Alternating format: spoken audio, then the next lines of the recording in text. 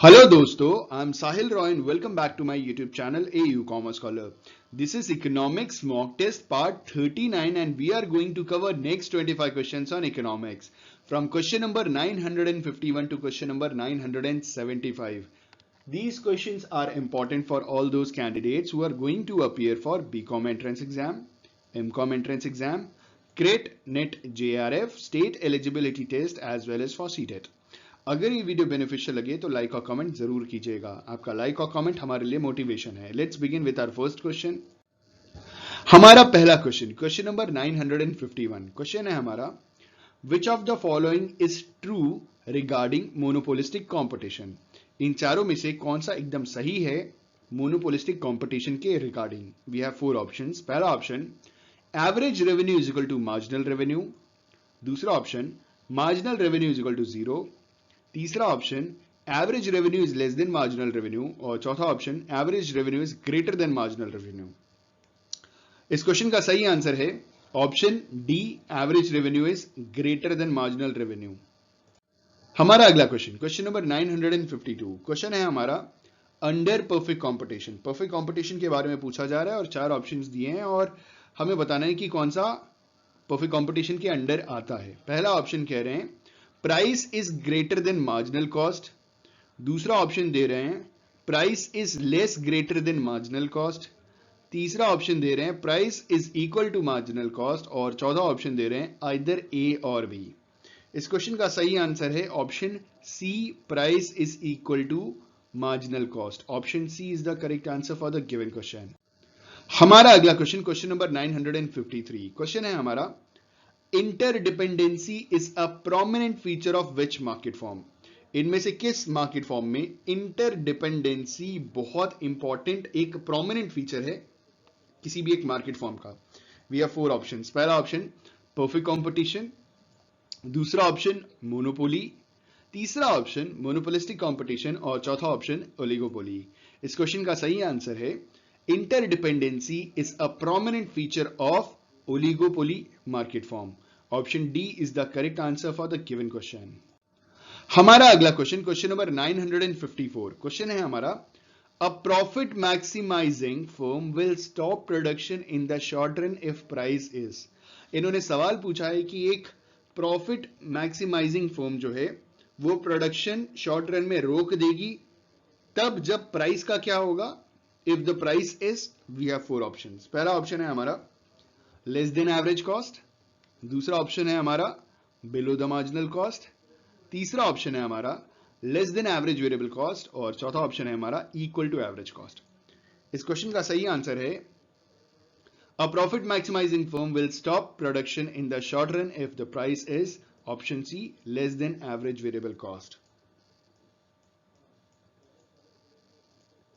हमारा अगला question number 955। Question है हमारा, a queue of large number of farmers before a single cold storage in the area is a case of। इन्होंने बोला है कि लार्ज नंबर ऑफ फार्मर्स का एक क्यू है कोल्ड स्टोरेज के सामने एक पर्टिकुलर एरिया में, तो ये कौन सा केस है। We have four options. पहला ऑप्शन मोनोपोली। दूसरा ऑप्शन ओलिगोपोली। तीसरा ऑप्शन मोनोपोली। और चौथा ऑप्शन मोनोपोलिस्टिक कॉम्पिटिशन। इस क्वेश्चन का सही आंसर है a queue of a large number of farmers before a single cold storage in the area is a case of monopoly. Option A is the correct answer for the given question। क्योंकि cold storage उस particular area में एक है और ढेर सारे farmers हैं। ठीक है, option A is the correct answer for the given question। हमारा अगला क्वेश्चन नंबर 956। क्वेश्चन नंबर 956 क्या कह रहा है जरा देखते हैं। क्वेश्चन है, a firm in monopolistic competition differs from a perfectly competitive firm in that the former.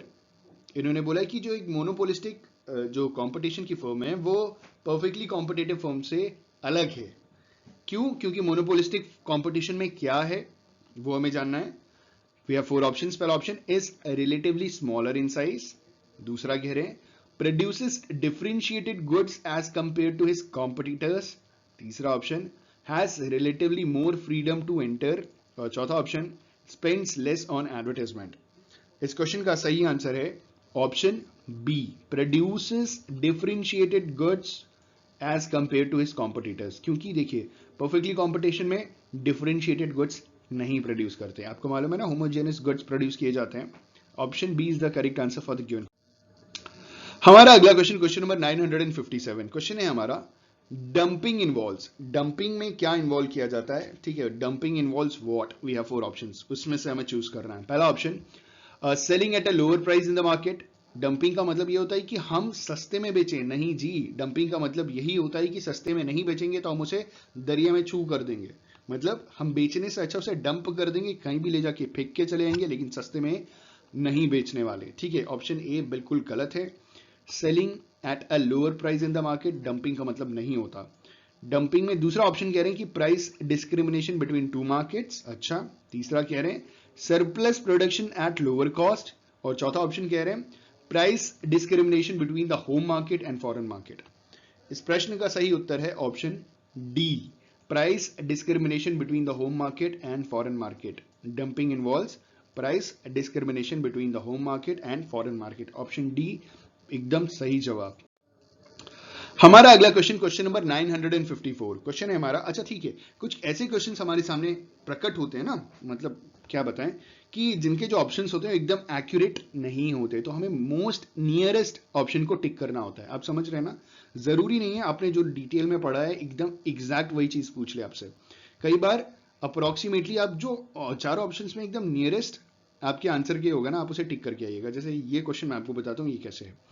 हमारा क्वेश्चन है कि agriculture sector contributes approximately, agriculture sector approximately कितना कंट्रीब्यूट करता है? We have 4 options. पहला ऑप्शन 1/4 ऑफ नेशनल इनकम, दूसरा option 1/3 of national income, third option 1/4 of net national product, और चौथा ऑप्शन 1/4 ऑफ जीडीपी। इस क्वेश्चन का सही आंसर है ऑप्शन डी, 1/4 ऑफ जीडीपी। अगर परसेंटेज की बात करें ना, तो it is not 1/4, it is even less than 1/5। ठीक है, अगर मैं बात करूं परसेंटेज की कि जीडीपी में कितना परसेंट एग्रीकल्चर कंट्रीब्यूट करता है, in the month of April 2020 का डेटा है।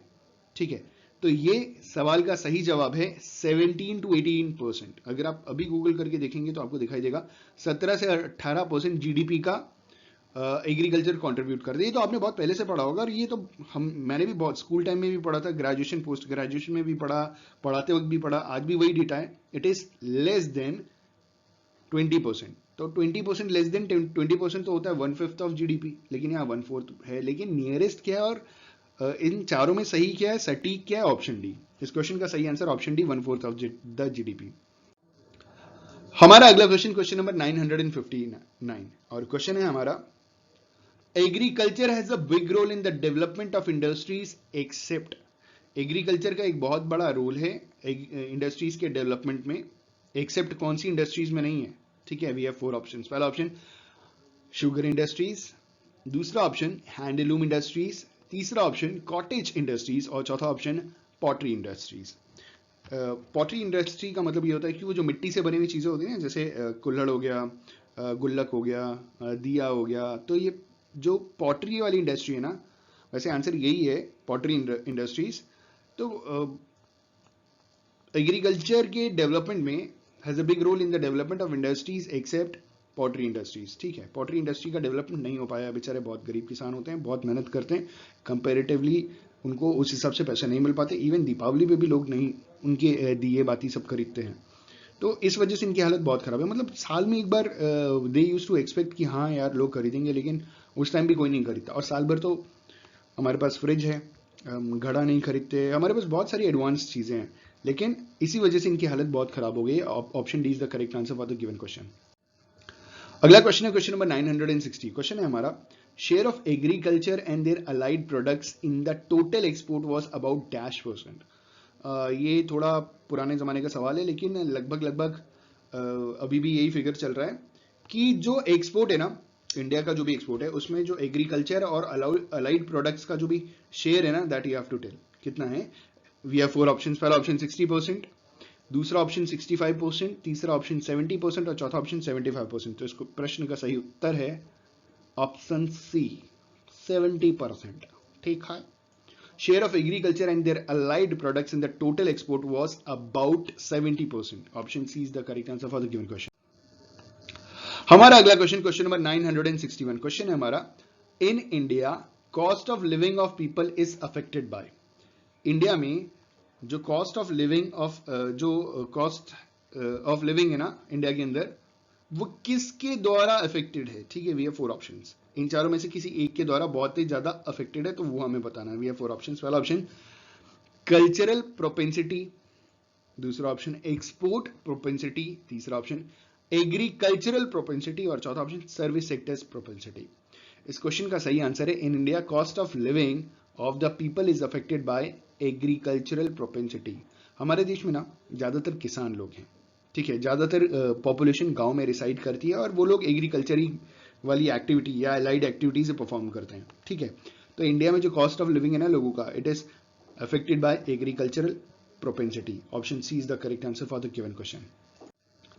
अगला क्वेश्चन, क्वेश्चन नंबर 962, क्वेश्चन है हमारा, capital output ratio is low इन चारों ऑप्शंस में से हमें बताना है कि जो कैपिटल आउटपुट रेशियो है ना वो किसमें लो है, ठीक है। We have 4 options. पहला ऑप्शन एग्रीकल्चर सेक्टर, दूसरा ऑप्शन कैपिटल गुड्स सेक्टर, तीसरा ऑप्शन कंज्यूमेबल गुड्स सेक्टर और चौथा ऑप्शन नन ऑफ दीज। इस क्वेश्चन का सही आंसर है option A, agriculture sector. Capital output ratio is low in agriculture sector, option A एकदम सही जवाब है। हमारा अगला क्वेश्चन, क्वेश्चन नंबर 963 और क्वेश्चन है हमारा, green revolution was begin in. आपको बताना है किस साल, कौन से ईयर में मतलब ग्रीन रेवोल्यूशन की शुरुआत हुई। We have 4 options. पहला ऑप्शन 1956, दूसरा ऑप्शन 1966, तीसरा ऑप्शन 1976 और चौथा ऑप्शन 1986। इस क्वेश्चन का सही आंसर है ऑप्शन बी, 1966। एक्चुअली शुरुआत 1965 में हो गया था, लेकिन धीरे धीरे ऑप्शन में है ही नहीं ना 65।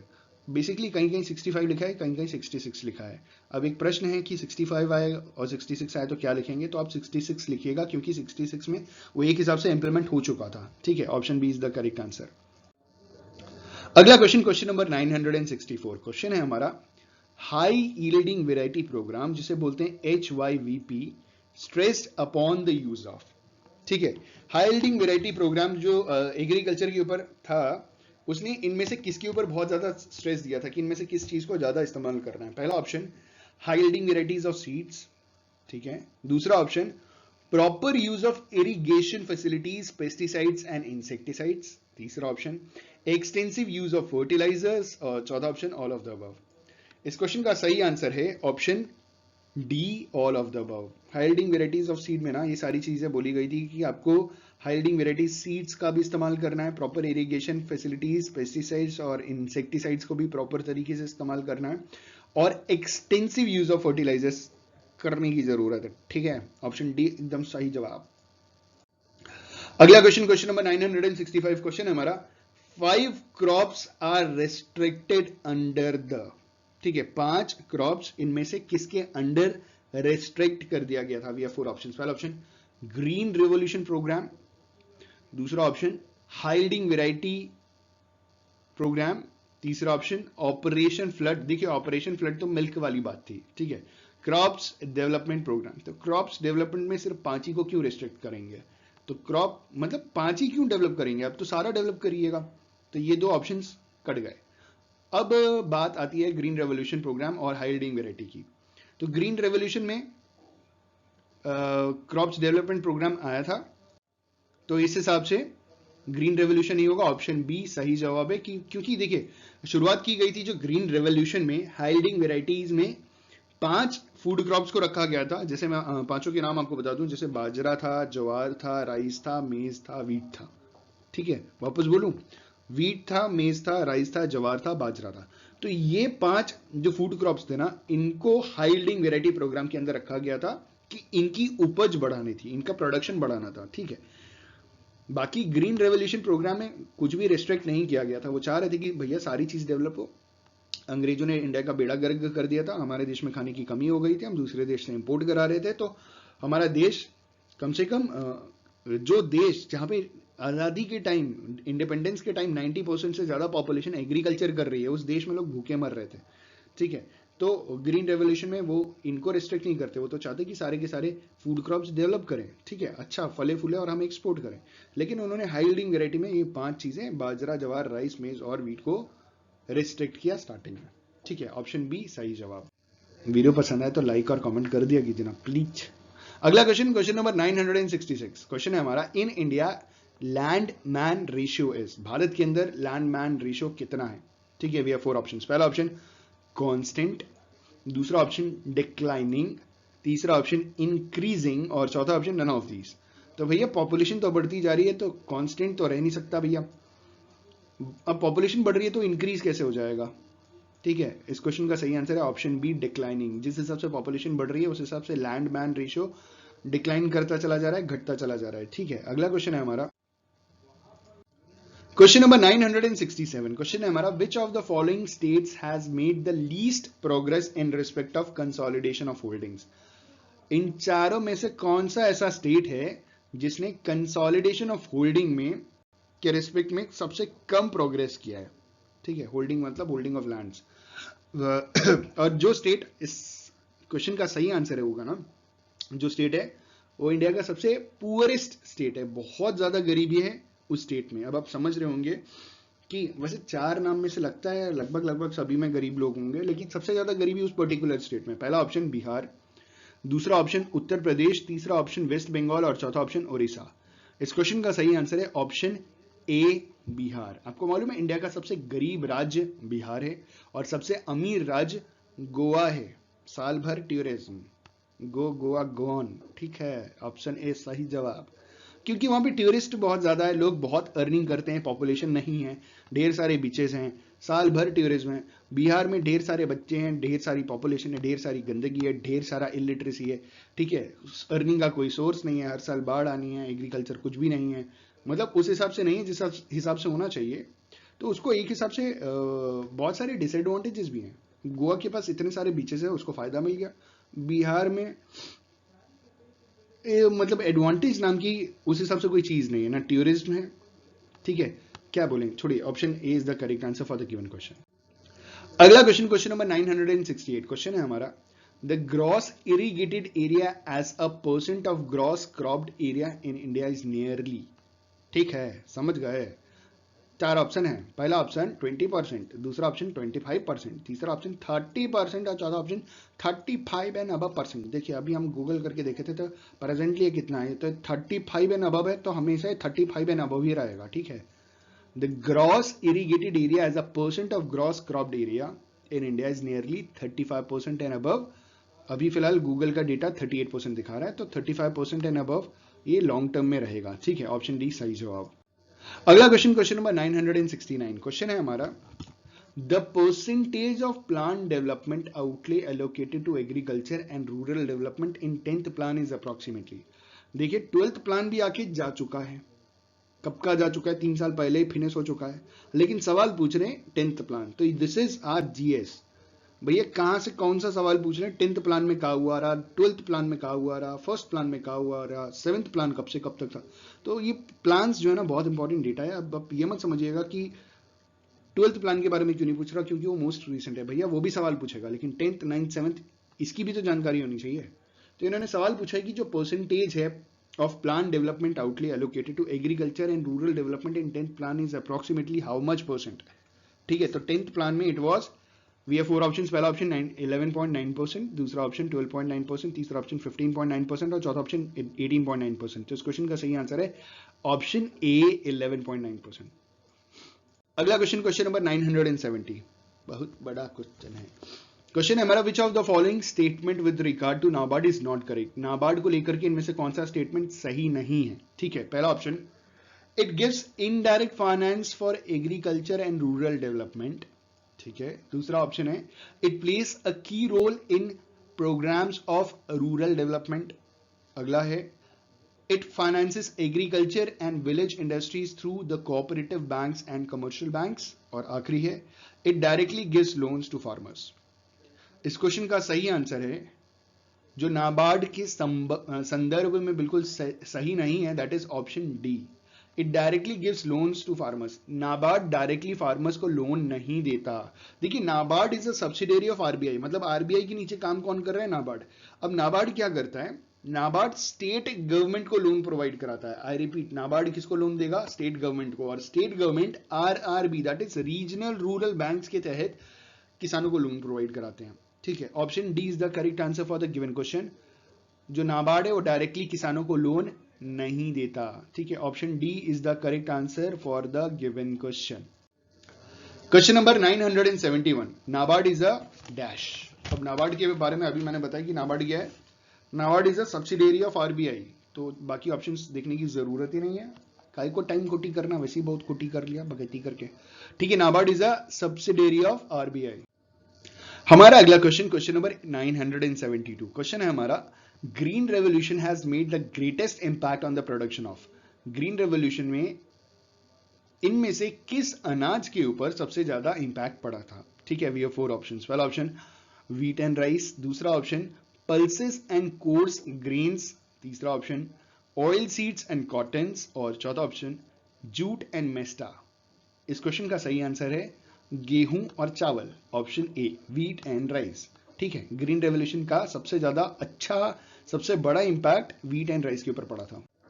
अगला क्वेश्चन, क्वेश्चन नंबर 973, क्वेश्चन है हमारा, productivity of Indian agriculture is low because of. जो प्रोडक्टिविटी है इंडियन एग्रीकल्चर का वो लो है because of, we have 4 options. पहला ऑप्शन इनएफिशिएंट फार्मिंग टेक्निक्स, दूसरा option lack of cheap and easily availability of credit, तीसरा option absence of irrigation over a large part of the sown area, और चौथा option all of the above. इस question का सही answer है productivity of Indian agriculture is low because of all of the above, option D एकदम सही answer है इस क्वेश्चन का। हमारा अगला क्वेश्चन, क्वेश्चन नंबर 974, क्वेश्चन है हमारा, the highest proportion of area under high yielding variety seed is the total area under that crop is under. मतलब वही पूछ रहे हैं कि high yielding variety of seed का जो टोटल प्रोडक्शन था ना, उसमें कौन सा क्रॉप सबसे ज्यादा था। ठीक है, जिसने टोटल एरिया कवर करके रखा था। द हाइएस्ट प्रपोर्शन, यही कह रहे हैं ना, the highest proportion of area under high yielding variety seeds to the total area under the crop is, हाँ यही कह रहे हैं। We have 4 options. पहला ऑप्शन राइस, दूसरा ऑप्शन व्हीट, तीसरा ऑप्शन मेज, और चौथा ऑप्शन बाजरा। इस क्वेश्चन का सही आंसर है ऑप्शन बी व्हीट, गेहूं। ठीक है, ऑप्शन बी गेहूं। हमारा आखिरी क्वेश्चन, क्वेश्चन नंबर 975, 975। देखिए, अगर पूरा क्वेश्चन का तैयारी किया होगा ना तो आपका बहुत तैयार हो गया होगा। देखिए, बहुत मेहनत से हम वीडियो डालें ताकि आप लोग अच्छी तरीके से मन लगा करके तैयारी कीजिए। देखिए, अगर भला हुआ हो, कुछ सीखने को मिला हो तो लाइक और कमेंट कर दीजिएगा, हमको बहुत खुशी मिलेगी, हमें लगेगा हमारा मेहनत सफल हो गया। ठीक है, कर दीजिएगा। A small holding is one which means area of 1 to 2 hectares, 2 to 4 hectares, 4 to 10 hectares and above 10 hectares। ठीक है, स्मॉल होल्डिंग जो है ना, लैंड की जो स्मॉल, जो फार्मर्स गरीब किसान जो होते हैं ना, उनका जो लैंड होल्डिंग है ना, उसमें स्मॉल होल्डिंग कितनी एरिया को कंसिडर किया गया है। ठीक है, वी हैव 4 ऑप्शंस। पहला ऑप्शन 1 से 2 हेक्टेयर, दूसरा 2 से 4 हेक्टेयर, तीसरा 4 से 10 हेक्टेयर, और चौथा 10 हेक्टेयर से ज्यादा। तो इस प्रश्न का सही उत्तर है भैया स्मॉल का है तो सबसे छोटा ही होना चाहिए, ऑप्शन ए बिल्कुल सही जवाब। ठीक है, ऑप्शन ए सही है। अगर वीडियो पसंद है तो लाइक शेयर कमेंट कर दीजिएगा। Bye, have a good day, all the best.